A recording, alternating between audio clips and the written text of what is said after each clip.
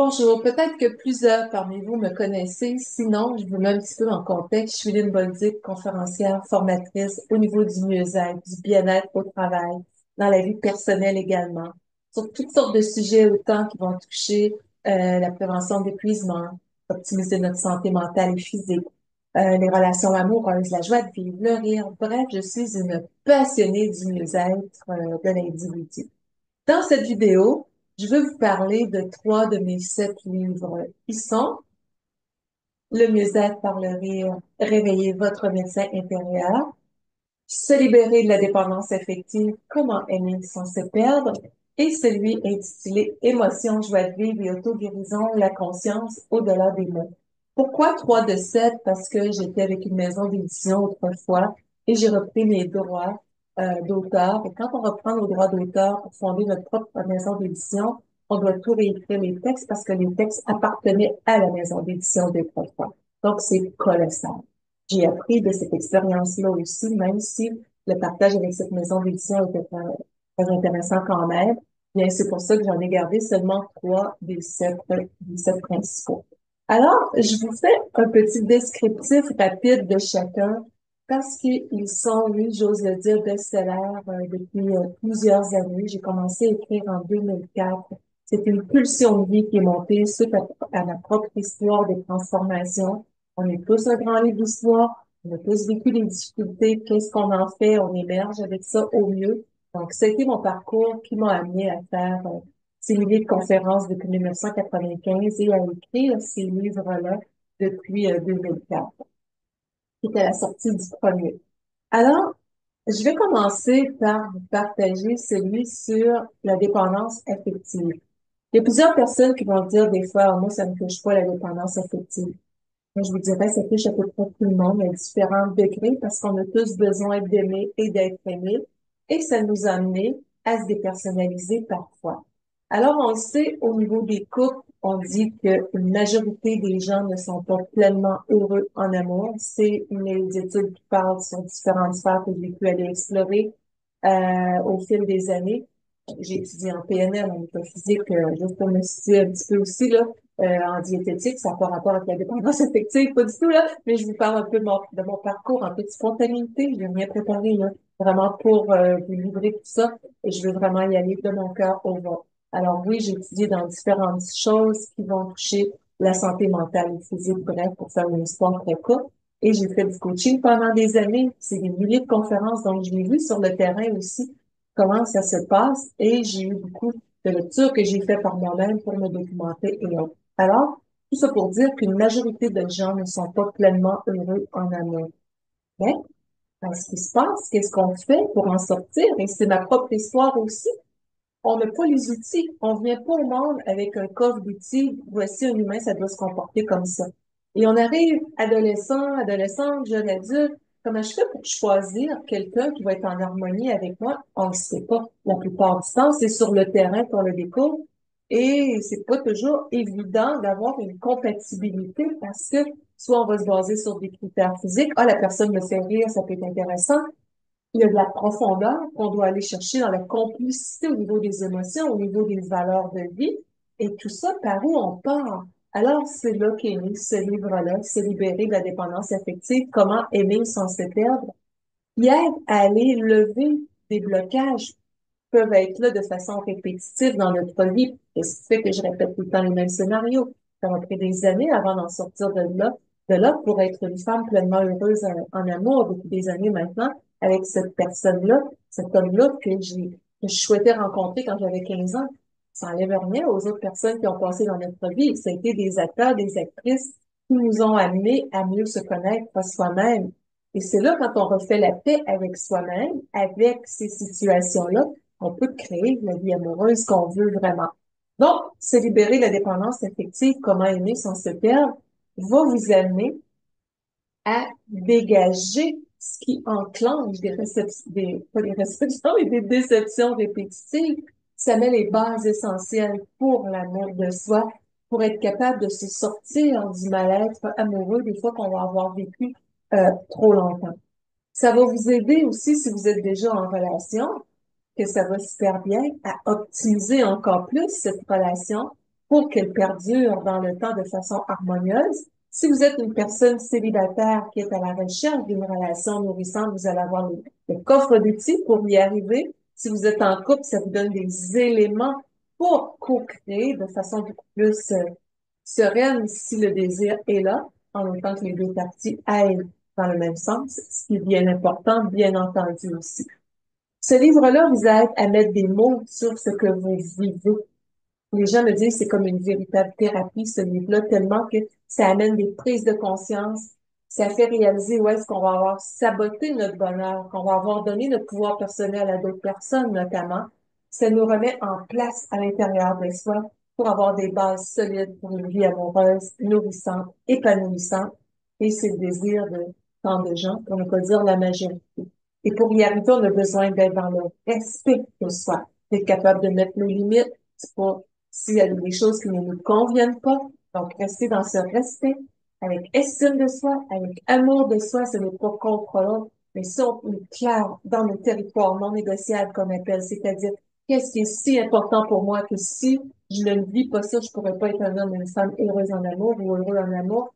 C'est ça, nos territoires non négociables. C'est clarté avec soi. Donc, c'est un coffre d'outils. Moi, j'appelle ça un gros bébé d'amour, là, pour soi-même, profond, hautement transformateur, inspirant, qui fait un bien immense. Alors, les livres sont disponibles uniquement sur mon site internet lynnbolduc.com à la section boutique. Ils ne sont plus en magasin parce que c'est pas là que ça se passait pour moi. C'est vraiment dans mes conférences et sur mon site internet que les gens peuvent se les procurer. Ça a toujours été là que c'était le plus accessible et que les gens allaient vers pour ainsi dire.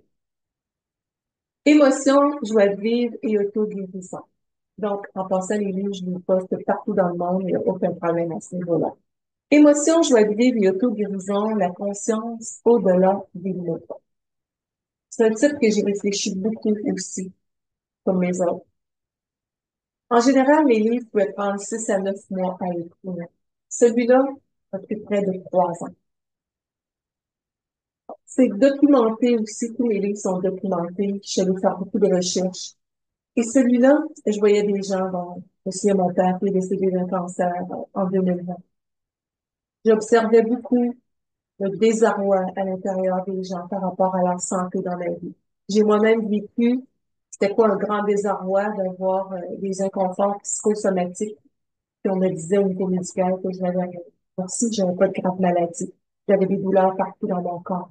Ça ne m'allait pas. J'étais démolie émotionnellement. Ça ne m'allait vraiment pas. Donc, c'est à travers la conscience et au-delà des mots qu'en allant me faire aider dans quelque chose de holistique plus large que j'ai pu m'en sortir. Donc, notre santé, oui, on a besoin des médecins, mais on n'est pas innocent par rapport à notre corps. On a besoin d'être à la rencontre de soi, de se donner de la sérénité, de l'amour, de mieux se comprendre sur notre plan émotionnel pour rester en harmonie. C'est la pure logique des choses. Donc, c'est là qu'est né ce livre-là. Et vous comme moi, vous avez tous vu des gens, des fois, qui avaient reçu des diagnostics les plus sombres. Et oups, ils sont toujours là. Il y en a d'autres que le corps était trop épuisé, ils sont partis. C'est la rue des cycles des humains, on peut comprendre. Mais on souhaite accéder à un pouvoir intérieur d'optimisation sur notre santé mentale et physique. On a ce rôle-là à jouer autant dans nos saines habitudes de vie, dans les non-dits qu'on peut garder en dedans. On a un rôle majeur pour contrer les difficultés, pour aider le médecin à aider. Sans culpabilisation, jusqu'où on a les outils pour pouvoir jouer ce rôle-là. Donc, c'est là que j'ai voulu, après plein de recherches, plein d'outils, plein d'études de cas aussi, de gens que j'ai vus sur ma route professionnelle depuis toutes ces années-là, apporter de l'espoir, du réconfort et des façons de faire, des outils pour venir stimuler ce potentiel régénérateur-là à l'intérieur de soi. Donc, on veut plus tout le monde de santé, plus de bien-être, plus de joie de vivre. C'est un livre qui vient faire la cohésion dans tout ça pour apporter du soutien, pour apporter des pistes de réflexion, pour en arriver à réveiller notre médecin intérieur. Vous avez vu que j'ai deux titres dans mes livres vont dans la convergence de la santé, réveiller son médecin intérieur, je vais vous en parler dans quelques instants, passe par un autre chemin qui est la joie de vivre, la confiance, l'estime. Et dans tous les cas, on a besoin d'être à la rencontre de nos émotions, de notre joie de vivre pour optimiser notre potentiel d'auto-guérison. Et ça passe par quoi? Par cette conscience, au-delà des mots MAEX, qu'on a un rôle à jouer. Donc, c'est cette ouverture-là que le livre apporte, qui vient donner une force en dedans, qui vient donner de l'espoir, qui vient donner des outils pour en arriver à optimiser ce potentiel-là que l'on porte tous. Donc, à travers des difficultés comme ça, l'être humain va se sentir des fois seul. Il y a des peurs qui sont là. On comprend, c'est bien légitime. Il peut y avoir un sentiment d'être malheureux, c'est bien légitime. Mais on veut être capable de ressortir avec une meilleure santé quand il arrive des grandes traversées. Alors, si on peut se donner des outils pour aller soutenir ça, ne serait-ce que d'alléger un parcours difficile, eh bien, c'est quand même. Alors, c'est ce que j'ai voulu de mon cœur au vôtre aussi. Partager. On ne sait jamais qui ça peut aider. Alors, des fois, si ça vous touche pas, ça peut être partager avec quelqu'un comme celui sur la dépendance affective et l'amour que je vous ai mentionné. Et ça m'amène à vous parler de celui-ci, le mieux-être par le rire, réveiller votre médecin intérieur. Alors, ça vient faire appel encore à tout ce potentiel-là qu'on porte, mais on n'est pas né avec les outils nécessairement pour savoir comment fonctionner, pour optimiser notre santé mentale, émotionnelle, physique. On s'est senti souvent victime des situations, victime des gens. On a reproduit des vieux modèles qu'on avait vus dans notre environnement. On s'est retrouvé des fois assez soumettre à pas dire ce qui était en dedans de nous. On a manqué de confiance, on peut avoir manqué d'estime de soi. Ça a été mon lot, même si j'ai eu des bons parents, je considère que dans ma timidité, dans mon aspect coquille, j'étais comme une huître. Ça a été un combat d'en arriver à sortir de là. Imaginez-vous les gens qui traversent avec des familles qui sont plus dysfonctionnelles. C'est assez terrible, merci.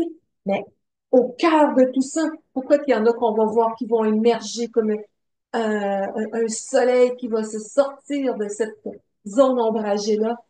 Parce que la personne va avoir cru en elle, va avoir été se chercher des outils pour en sortir. Alors, c'est ce que ce livre vient permettre d'aller chercher des outils dans un guide pratique qui est nourrissant, qui amène des moyens simples, des moyens efficaces pour optimiser le sentiment de joie, de bien-être, de bonne humeur. C'est pas juste des mots, tout ça. C'est un état d'être. Il y a une différence entre le plaisir et la joie, par exemple. Le plaisir est temporaire. Un bon repas, on est avec des amis. La joie, c'est un état d'être créé par une rencontre paisible avec soi, en toute authenticité, un ménage intérieur qu'on va avoir fait, rentrer dans notre sensibilité, notre zone de vulnérabilité qui est pas une faiblesse, mais c'est une des plus grandes forces qu'on puisse porter, d'aller à la rencontre de soi pour se dire au cœur de mon univers, qui je suis, qu'est-ce que j'ai le goût d'être déloyal au vieux modèle pour me créer une vie qui me ressemble. Alors, le mieux-être par le rire, c'est vraiment c'est pas un nez de clown, là. Non, mais j'ai rien contre ces approches-là. Mais c'est remettre le rire dans notre cœur, remettre la joie dans notre cœur, s'autoriser à vivre avec un grand V. Donc, c'est pour ça que je passe par ce chemin-là de se réapproprier ce bien-être-là dans un état de confiance, d'estime personnelle, de meilleure gestion du stress aussi, pour réduire les états de mal-être, les éliminer le plus possible, bien entendu. Donc, c'est inspiré aussi de mon parcours où est-ce que j'ai vécu les périodes difficiles. J'ai appris à revivre joyeusement pour transmettre aux gens depuis 1995, autant à travers mes formations en ligne qui vont toucher le féminin blessé, qui peuvent toucher euh, le bien-être, le bonheur au travail, l'abondance, l'estime de soi, le stress. Bref, ça m'a amené à enseigner, à partager, autant dans les entreprises, faire du congrès, des colloques à l'international, autant avec les formations plus grand public. C'est une passion de transmettre parce que j'ai su c'était quoi d'être effondré, j'ai su c'était quoi de renaître et de voir des milliers de gens dans ma pratique pouvoir renaître aussi quand on a des bons outils. Donc, favoriser un bonheur durable, soutenir notre santé, notre joie, notre rire, notre plaisir, nos émotions, être capable de libérer ça au maximum. Pour moi, c'est vraiment une façon de transmettre pour aider le plus grand nombre. Et ce livre-là, le mieux-être par le rire, réveiller son médecin intérieur, est vraiment très utile dans les entreprises aussi parce qu'on a des humains qui sont là. On a besoin de remettre du bonheur dans notre vie personnelle, professionnelle, familiale. Je vais couvrir l'ensemble des sphères à travers de tout ça dans un grand voyage intérieur qui nous amène à redonner place à notre cœur d'enfant, mais tout en étant un adulte bien exprimé, au sérieux, parce que le sérieux, ça l'a donné pendant des années, des heures de sagesse, mais on peut pas fonctionner avec trop de sérieux. On a besoin de s'aider en choisissant pleinement de se laisser aller dans cette authenticité-là qui demande pour être en santé mentale et physique, d'avoir de la joie, du plaisir, du bien-être. Alors voilà, c'est ce que j'avais le goût de partager. Donc, c'est les trois trésors que j'avais le goût de vous présenter et vous retrouvez tout ça sur linboldic.com, section boutique. Merci de partager. On ne sait jamais à qui ça peut être utile d'en faire le cadeau nécessairement, que ça peut être pour soi, comme ça peut être pour quelqu'un d'autre. Donc, merci de partager cette vidéo. Une fois de plus, on ne sait jamais qui ça peut aider et c'est des trésors, des guides pratiques. Ah,